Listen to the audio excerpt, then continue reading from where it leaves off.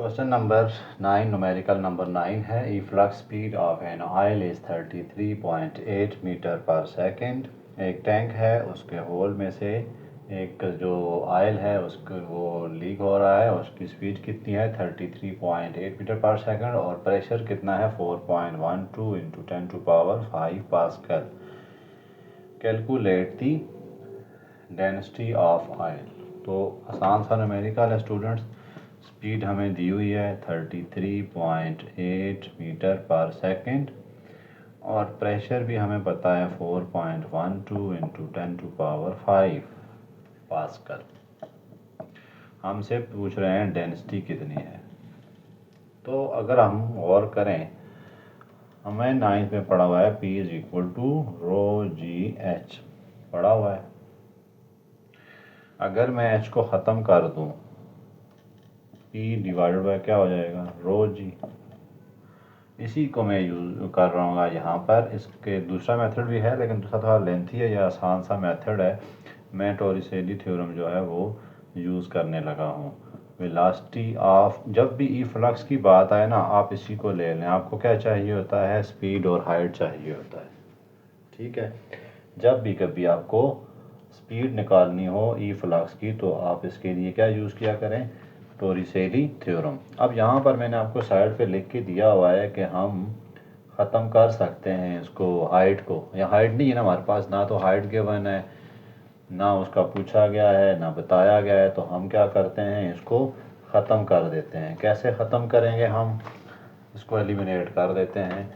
v is equal to √2 into g into h की मैं value put कर देता हूँ p ओवर रो जी। देखें जी से कैंसिल हो रहा है। v is equal to √2 p divided by rho आ गया। ओके अब मुझे रो फाइंड करना है, ये नहीं फाइंड करनी, ये तो दी हुई है। तो मैं दोनों तरफ स्केयर ले लेता हूँ। v square is equal to 2p divided by rho. इसको मज़ीद करें अच्छा तो क्या बनता है, rho is equal to 2 into p divided by v square. ठीक है, इससे जो है वो आपका क्वेश्चन का आंसर निकल आएगा। तो 2 मल्टीप्लाइड बाय पी हमें दिया हुआ है 4.12 इंटू 10⁵ ओवर स्पीड कितनी है 33.8 का स्केयर। तो इन सब को अगर आप कैलकुलेट करें तो 544.5 डेंसिटी कितनी मिल रही है 544.5 kg पर मीटर क्यूब। आसान सा क्वेश्चन था स्टूडेंट्स, कोई इतना मुश्किल नहीं है। बर्नौली इक्वेशन आपके पास हर मसले का सलूशन है, उसको भी यूज़ कर सकते थे आप। तो लेंथी मेथड है, मैं इसलिए वो नहीं करा रहा। अब चलते हैं क्वेश्चन नंबर 10 की तरफ। 10 में स्पीड ऑफ एयर, यहाँ हमारे पास मैं रफ सा स्केच बना रहा हूँ एयर के विंग्स का। यहाँ पर देखें जब एयर ऊपर उठ रहा होता है इधर भी स्पीड होती है एयर की और इधर भी स्पीड होती है v2 है। ये ज़्यादा होती है ये कम होती है, यहाँ स्पीड ज़्यादा होती है यहाँ पे कम, सॉरी यहाँ स्पीड कम होती है यहाँ पे क्या होती है ज़्यादा। ठीक है, यहाँ पर स्पीड ज़्यादा प्रेशर कम, P जो है वो कम होता है। ये मैं P1 कह देता हूँ, इसको मैं P2 कह देता हूँ इसको। तो P1 जो है वो क्या होता है लेस देन P2। क्यों, उसकी वजह यह है यहाँ स्पीड ज़्यादा होती है तो प्रेशर कम, यहाँ स्पीड कम होती है तो प्रेशर ज़्यादा होता है। अब ये इसका प्रिंसिपल है, बाकी काम बर्नौली ने करना है। तो चले, हमें स्पीड दी हुई है, एक जहाज़ का विंग्स है उसकी स्पीड v1 इतनी है v2 इतनी है। v1 जो है वो 30 मीटर पर सेकेंड है, v2 कितनी है 20 मीटर पर सेकेंड है। हमसे और क्या कहा जा रहा है, calculate the pressure difference P1 mine P2 minus P1 निकालें जी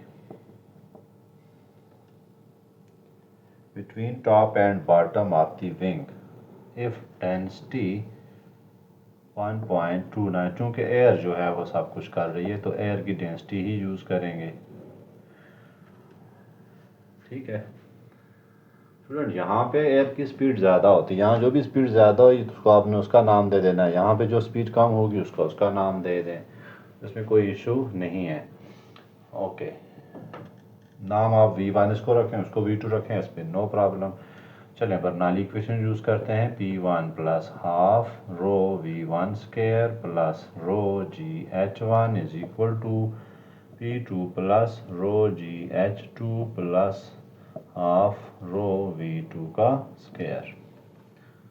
हमने फाइंड करना है P2 माइनस P1। स्टूडेंट एक बात और, जो जहाज़ के विंग्स होते हैं उनके वो बहुत नैरो होते हैं, ठीक है, थिकनेस नहीं होती, थिन होते हैं बहुत, इसलिए उनकी जो हाइट है ना ज़मीन से हम अगर लें तो वो दोनों तकरीबन इक्वल ही होंगी। मतलब क्या हुआ, जहाज़ के विंग्स का ऊपर वाला हिस्सा और ये ज़मीन है, इससे ऊपर यहाँ तक हाइट सपोज करें 10 है, ऊपर क्या होगी 10.01 होगी। तो यहाँ से यहाँ की हाइट और यहाँ से यहाँ की हाइट दोनों सेम होती हैं, इसलिए हम यहाँ इस केस में H1 is equal to H2 is equal to H कर देते हैं। तो इसका क्या फ़ायदा होगा, ये वाली टर्म ख़त्म हो जाएगी। हमने क्या फाइंड करना है, P2 माइनस P1। तो P1 को उधर ले जाता हूँ, half rho V1 square minus half rho V2 square, ठीक हो गया, प्लस रो GH1 उसको मैं इधर लेके आ रहा हूँ, तो रो GH2 माइनस रो GH1 नहीं, rho GH1 minus rho GH2 is equal to P2 minus P1। ये हो रही हैं कैंसल, हाइट सेम है, बाकी क्या बचा, half into rho V1 square minus V2 का square is equal to P2 minus P1। अब वैल्यूज पुट करते हैं, 1.29 इंटू V1 कितनी है 30 का स्क्वायर माइनस 20 का square is equal to P2 minus P का 1। ओके, ये बन रही है 322.2 पास्कल प्रेशर बन रहा है।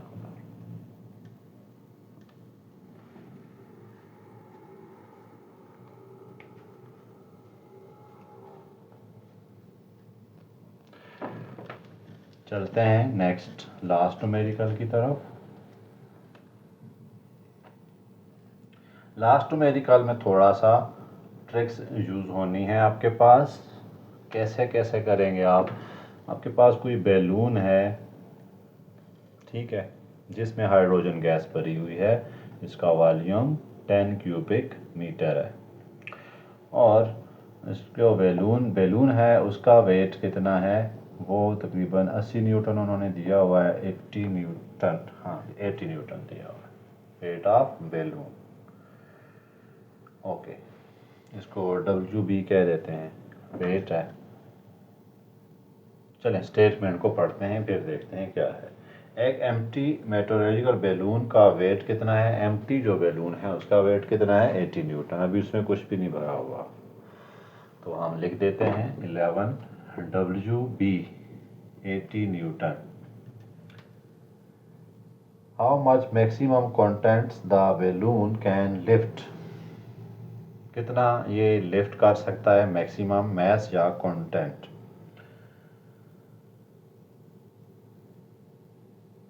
बिसाइड इट्स ओन वेट, अपने वेट के अलावा कितना वेट ये लिफ्ट कर सकेगा।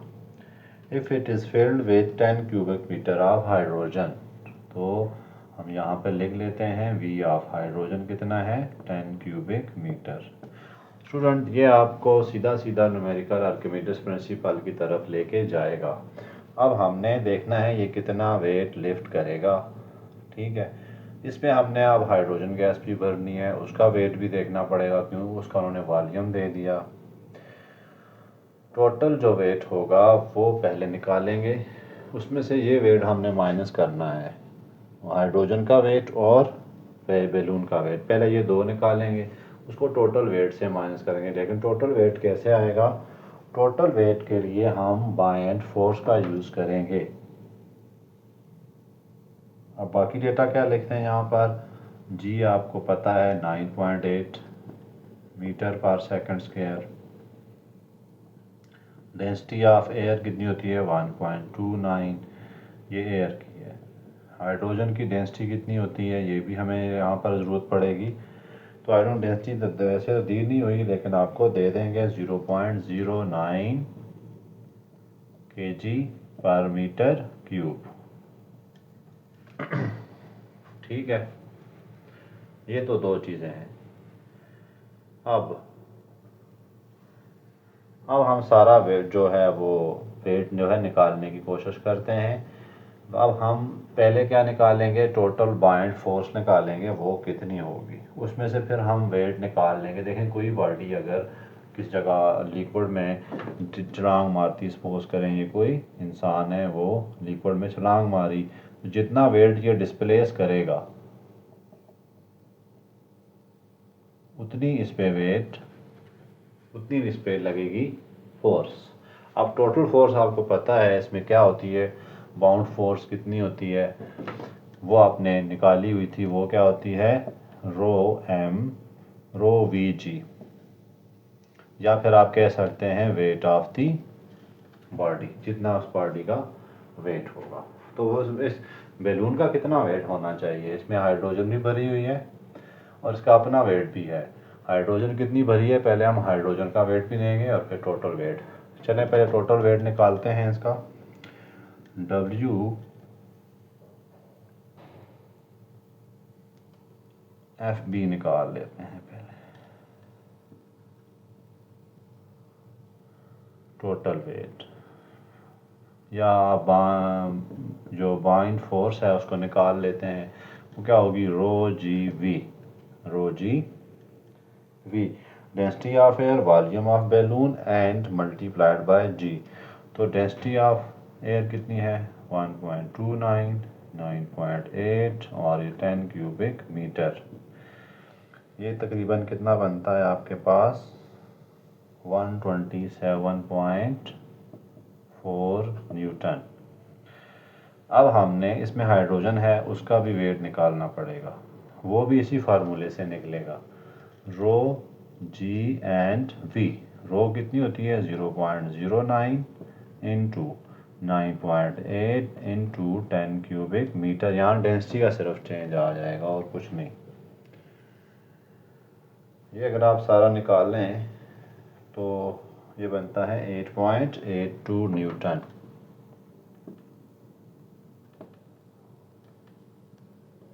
स्टूडेंट्स यहाँ पर अब वेट ऑफ बैलून भी तो है हमारे पास, कितना है 80 न्यूटन, 3 वेट आ रहे हैं। अब लिफ्ट इस पे कितनी लगेगी, लिफ्ट हम देखते हैं ये कितना बैलून उठा के लेके जाएगा। तो इस पे जो लिफ्ट लगना है वो कुछ ऐसे लगना है कि आपके पास जो टोटल लिफ्ट हम कह सकते हैं, लिफ्टिंग कैपेसिटी इसको कह सकते हैं, लिफ्टिंग कैपेसिटी वो कितनी होगी। टोटल वेट कितना आया था, बाइंड फोर्स कितनी है इस पे 127.4 माइनस 2 वेट आप इसमें ऐड कर दें, एक तो बैलून का वेट और एक हाइड्रोजन गैस का वेट। तो बैलून का WH2 प्लस W बैलून, ये दोनों ऐड कर देते हैं तो 127.4, इसको रेज कर देता हूँ मैं, इसकी ज़रूरत नहीं है, माइनस 80 न्यूटन बैलून का वेट है, मैंने पहले लिख दिया, आप हाइड्रोजन का पहले लिखें, इसका लिखें, बात एक ही है 8.82। इन दो को ऐड करके टोटल बाइंड फोर्स में से निकाल लें तो ये इसकी कैपेसिटी आ जाती है तकरीबन 88.82 और ये 38.58 न्यूटन। इतना जो वेट है वो बैलून लेके जाएगा। बुक में स्टूडेंट 41 तकरीबन और 41.2 आंसर है, तो उसको आप देख लीजिएगा, 2-4 पॉइंट का डिफरेंस है।